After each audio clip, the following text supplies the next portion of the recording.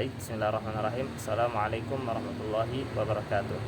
Kami di sini sebagai kelompok yang akan mempresentasikan tentang depresi. Depresi adalah salah satu masalah kesehatan mental yang paling umum di seluruh dunia. Kondisi ini dapat mempengaruhi siapa saja, baik itu yang muda maupun tua, dari segala umur. Nah, di sini kami akan menyampaikan poin-poinnya, yaitu diantaranya akan kami jelaskan tentang definisi dari depresi, aspek-aspek atau gejala-gejala depresi, faktor-faktor yang mempengaruhi depresi, serta solusi atau pendekatan daripada pengobatan depresi. Perkenalkan, saya Muhammad Iksan Hanafi dari kelas PAI 2A. Saya akan membahas tentang depresi. Nah, sebelum ke pembahasan, kita refleksi dulu teman-teman. Sebelumnya, kita pernah tidak sih merasakan yang namanya stres dalam hidup, kemudian juga merasakan kesedihan, dan merasakan kenihilan atau kehampaan dalam hidup, dan juga merasakan kita tuh kesendirian nih dalam menjalankan hidup. Nah, jika kita mengalami hal-hal demikian dan sifatnya berkelanjutan terus-menerus, kemungkinan kita mengalami yang namanya depresi. Nah, jadi depresi itu apa sih? Depresi itu menurut Beck dan Alford ialah satu gangguan pada kondisi psikologis. Nah, gangguan pada kondisi psikologis ini ditandai ya dengan penyimpangan perasaan kognitif dan juga penyimpangan pada perilaku kita sebagai individu. Nah, setiap individu yang mengalami gangguan depresi itu menurut Beck dan Alford adalah cenderung perilakunya itu selalu sedih, merasa sendiri, terus juga menurunnya konsep diri ya, seperti tidak percaya diri, kemudian dia tuh tidak merasa berharga ya dalam kehidupannya, dan juga cenderung menyalahkan diri sendiri. Serta seseorang ya menurut Beck dan Alford yang terkena gangguan depresi, dia cenderung menarik diri dari lingkungan, seperti tidak ingin berinteraksi sosial dengan teman, kerabat, saudara, bahkan dengan orang tua. Nah, kemudian ada definisi lain ya terkait dengan depresi ya menurut Santrok, di mana Santrok tuh menyebutkan bahwa depresi itu merupakan sebuah istilah kata untuk suasana hati seseorang yang tertekan ya karena mengalami kesedihan, dan juga muncul beberapa afeksi negatif lainnya dalam diri disebabkan oleh kegagalan dalam menjalankan tugas-tugas tertentu atau kegagalan dalam menggapai sesuatu yang amat penting bagi dirinya, seperti itu. Misal seorang bercita-cita ya ingin menjadi seorang ASN misalnya. Sebelum memasuki atau bekerja di ASN itu kan ada yang namanya tes. Nah, misalnya nih si A mengikuti sebuah tes ASN. Dia sudah belajar ya siang dan malam, berlatih juga. Tapi kemudian ketika hasil diumumkan bahwasannya dia tidak lulus. Dan si A ini berekspektasi tinggi dia lulus karena dia udah belajar sekuat tenaga, dia juga udah berlatih sekuat tenaga, tapi yang pada akhirnya hasilnya tuh tidak sesuai dengan ekspektasi dia, yang mengakibatkan dia stres, dia sedih karena tadi tidak lulus ASN. Nah, jika kesedihan dan juga kesetresan dia berkelanjutan ya, berkepanjangan, kemungkinan dia juga mengalami yang namanya depresi ya. Ini menurut Santrok, karena tadi menurut Santrok depresi itu merupakan suatu istilah di mana seseorang yang mengalami kesedihan dan juga muncul beberapa afeksi negatif lainnya dalam diri yang disebabkan oleh kegagalan dalam menjalankan tugas tertentu atau kegagalan dalam menggapai sesuatu yang amat penting di dalam hidupnya. Kemudian juga ada definisi lainnya terkait dengan depresi di dalam buku DSM-5 ya, di mana depresi itu merupakan gangguan psikologis yang ditandai dengan munculnya kesedihan, kehampaan, perasaan sensitif, dan juga disertai dengan gejala somatis dan kognitif. Nah, apa sih gejala-gejala somatis ini? Gejala-gejala yang muncul di fisik ya, di area tubuh, seperti mudah lelah, kemudian insomnia, susah tidur, dan juga penurunan nafsu makan. Kemudian ada juga gejala kognitif nih yang perlu teman-teman ketahui, gejala pikiran. Gejala-gejala pikiran seperti sulit konsentrasi, pikiran negatif, sulit mengambil keputusan, dan juga yang lebih ekstrim lagi ya, jika seseorang depresi, ia akan berpikiran ya untuk bunuh diri seperti itu. Nah, ini yang berakibat fatal, yang ekstrim ya, berpikiran secara ekstrim.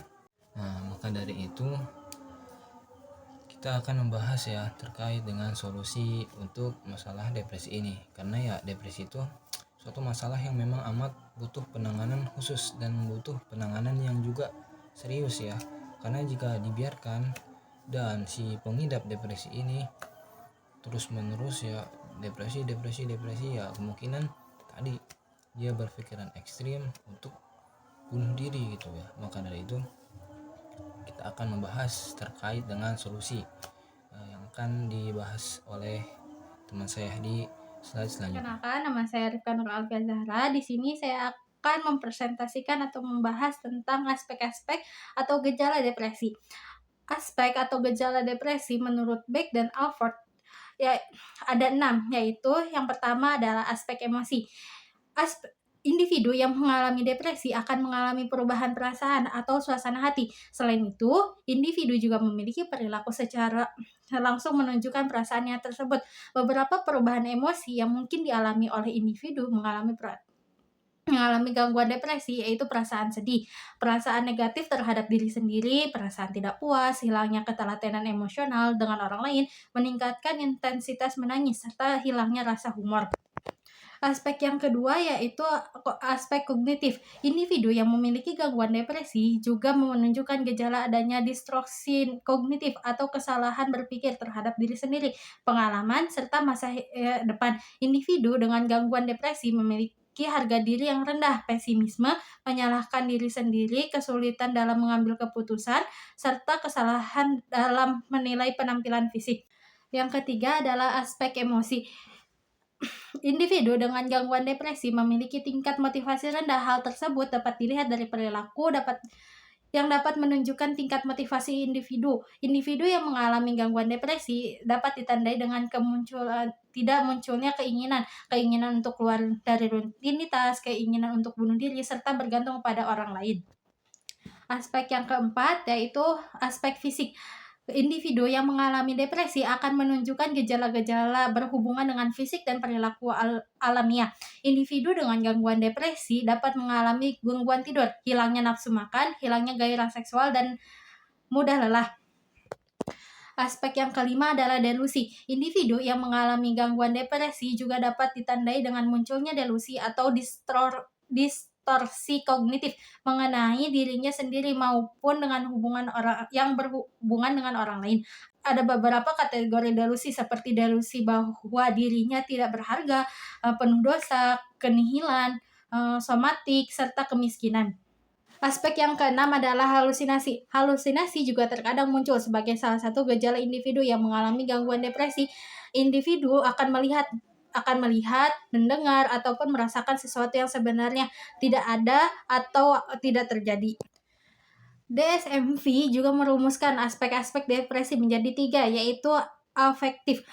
Aspek afektif menunjukkan penyimpangan emosi yang dialami oleh penderita depresi. Individu yang memiliki gangguan depresi akan merasakan kesedihan, kehampaan, serta perasaan sering berubah-ubah dan cenderung lebih sensitif. Yang kedua adalah somatik. Aspek somatik menunjukkan adanya perubahan fisik sebagai salah satu gejala depresi. Penderita depresi akan merasakan berbagai perubahan fisik serta kelelahan, perubahan pola makan, penurunan kualitas tidur, hingga perubahan berat badan.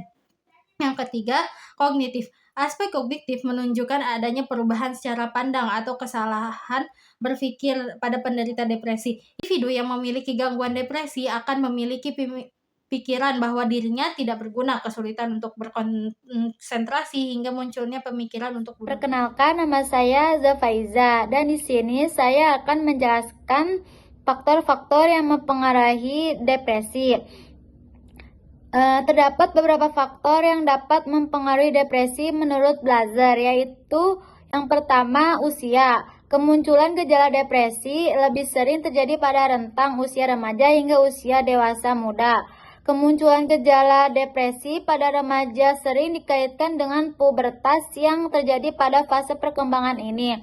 Dan yang kedua, status sosial dan ekonomi.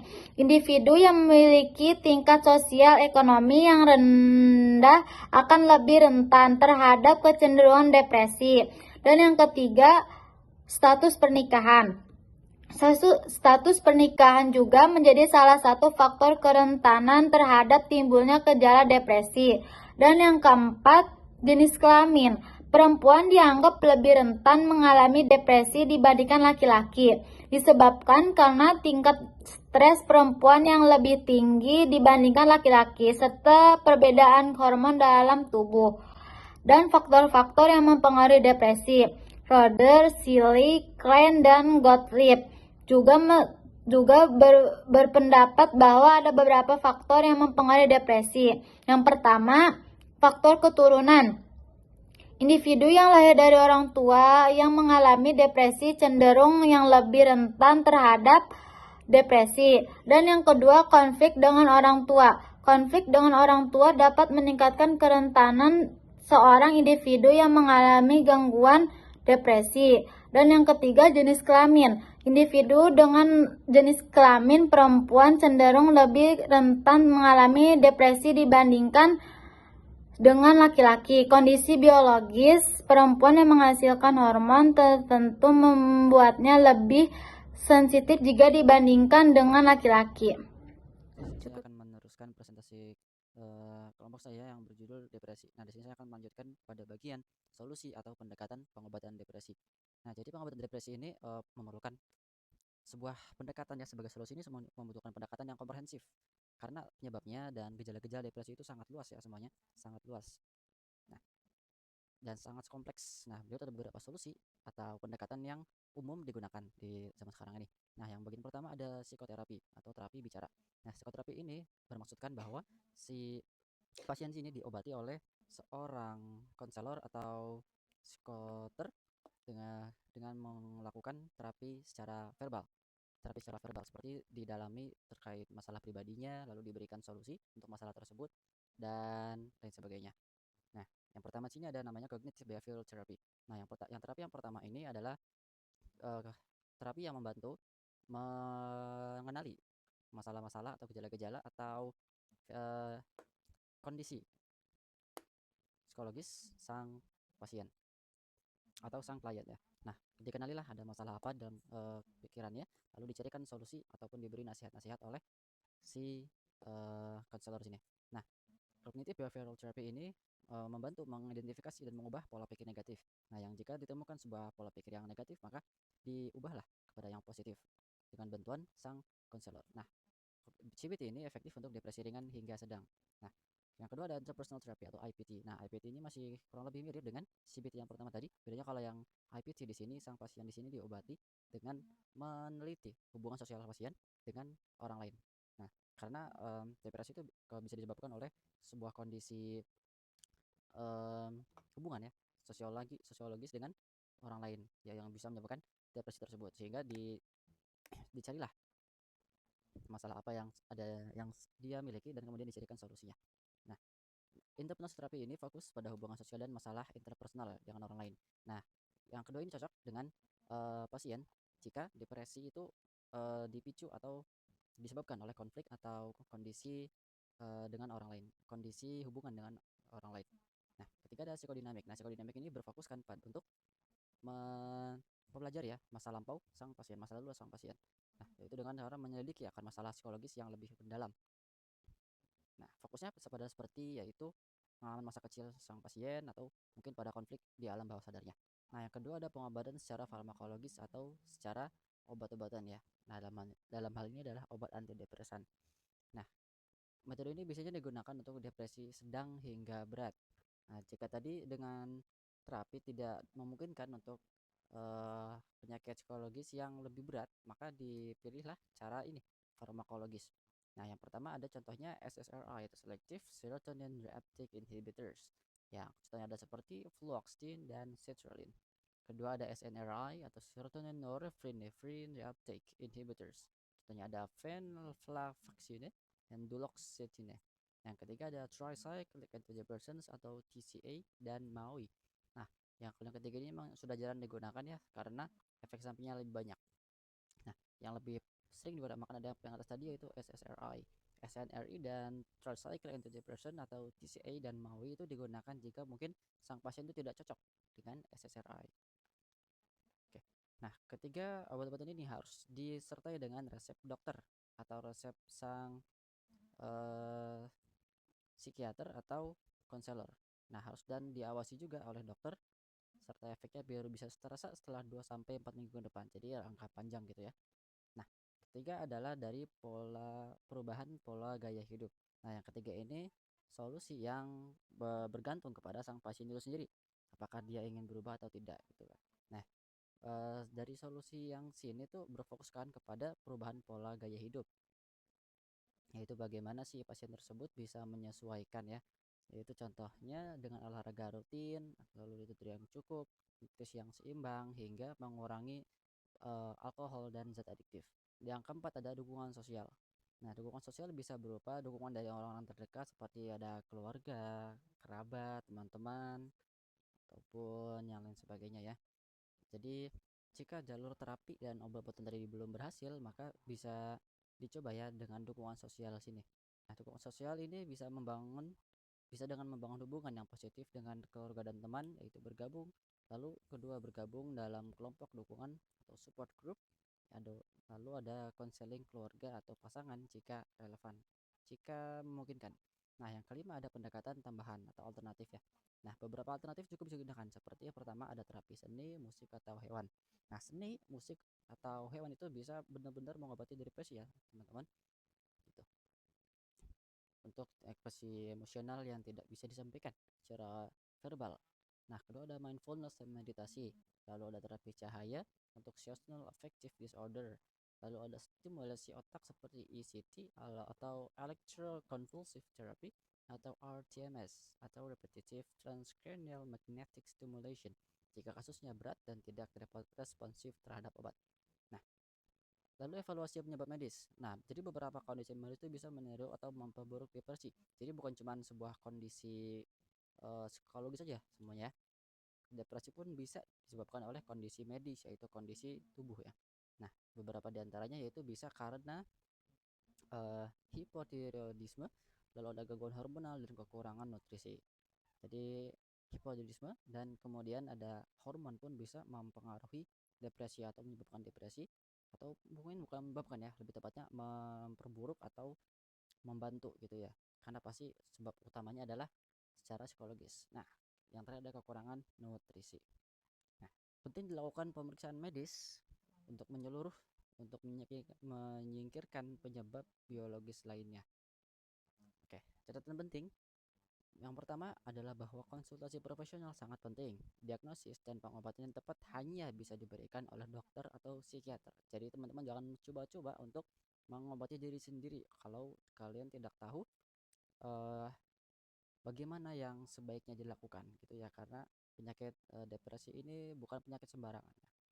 Oke, yang kedua tidak ada pendekatan tunggal yang cocok untuk semua orang. Kombinasi pendekatan seringkali paling efektif. Nah, jadi depresi ini kan penyebabnya kan sangat beragam dan sangat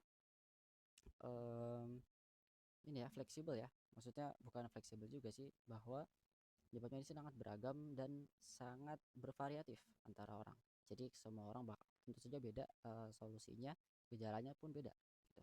Nah, yang ketiga bahwa pemantauan dan evaluasi berkala diperlukan untuk menyesuaikan pengobatan. Nah, selanjutnya kesimpulan. Nah, depresi adalah kondisi mental yang serius yang bisa menyerang siapa saja tanpa peduli usia, jenis kelamin, atau latar belakang. Depresi bisa kamu merasa sedih, bisa bikin kamu merasa sedih sehingga kehilangan minat dan perubahan mood yang ekstrim. Tapi dengan bantuan profesional dan dukungan dari orang-orang terdekat, depresi bisa diatasi dan dikelola. Nah, kesimpulan dari presentasi kami adalah bahwa depresi ini adalah penyakit yang bisa diobati ya, teman-teman. Penyakit yang bisa diobati. Jadi bagi teman-teman yang mungkin pernah merasa depresi atau sedang merasakan depresi, jangan putus asa dan jangan merasa ini adalah akhirnya. Ingatlah bahwa Allah ada di sisi kita dan kita siap membantu. Dan Dia siap membantu kita untuk keluar dari kondisi-kondisi seperti ini. Hanya kemauan kita. Nah, Allah berfirman dalam kitab Al-Quran, A'udzubillahi minasyaitonirrajim. Bismillahirrahmanirrahim.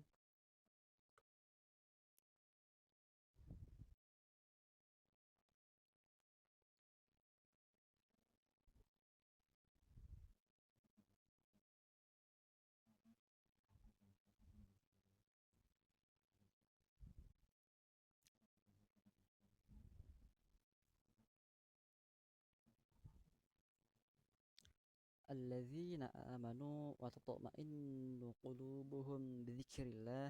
Ala bidzikrillah tatma'innul qulub.